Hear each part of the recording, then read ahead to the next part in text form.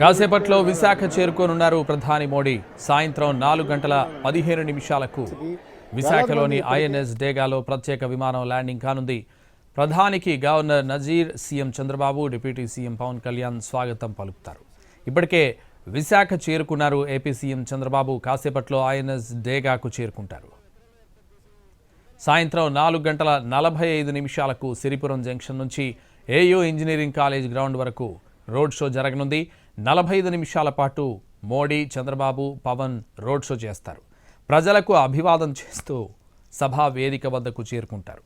సాయంత్రం 5:30 గంటల నుంచి 6:45 వరకు బహిరంగ సభ ఉంటుంది. వర్చువల్గా పలు ప్రాజెక్టులకు శంకుస్థాపనలు, ప్రారంభోత్సవాలు చేస్తారు ప్రధాని మోడీ.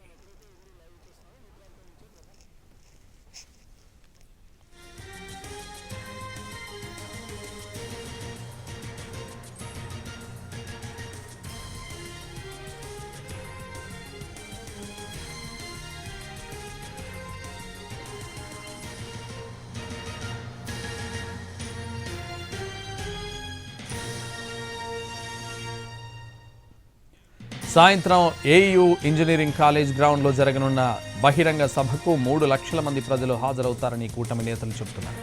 ఇందుకు తగ్గట్టు సభా ప్రాంగణంలో ఏర్పాట్లు చేశారు. విశాఖలో ఎటు చూసినా మోడీ ఫ్లెక్సీలు, బ్యానర్లు కనిపిస్తున్నాయి. సాయంత్రం సిరిపురం జంక్షన్ నుంచి ఏయూ ఇంజనీరింగ్ కాలేజ్ గ్రౌండ్ వరకు జరగనున్న మోడీ రోడ్ షో ప్రత్యేక ఆకర్షణగా నిలవనుంది.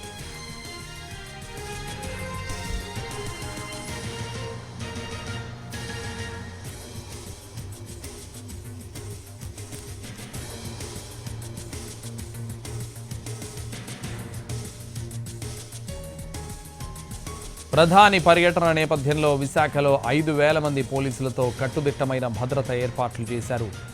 ఐఎన్ఎస్ డేగా రోడ్ షో మార్గం, ఏయూ వర్సిటీ పరిసరాలను ఎస్పీజీ తమ ఆధీనంలోకి తీసుకుంది.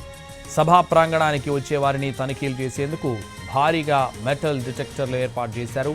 సభా వేదిక వద్ద డాగ్ స్క్వాడ్, బాంబ్ స్క్వాడ్తో తనిఖీలు చేస్తున్నారు.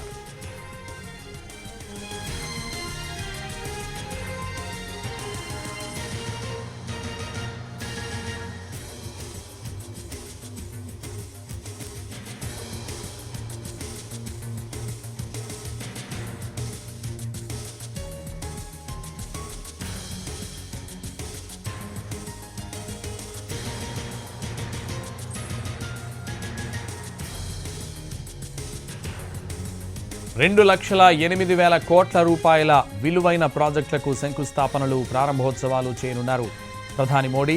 పూడిమడకలో ఎన్టీపీసీ గ్రీన్ హైడ్రోజన్ హబ్, నక్కపల్లిలో బల్క్ డ్రగ్ పార్క్, దక్షిణ కోస్తా రైల్వే జోన్ ప్రధాన కార్యాలయానికి శంకుస్థాపనలు చేయనున్నారు. వీటితో పాటు పలు రోడ్, రైల్వే లైన్లను శంకుస్థాపనలు, ప్రారంభోత్సవాలు చేస్తారు. ప్రధాని మోడీ ప్రసంగాన్ని కేంద్ర మంత్రి రామ్మోహన్ నాయుడు తెలుగులోకి అనువదిస్తారు.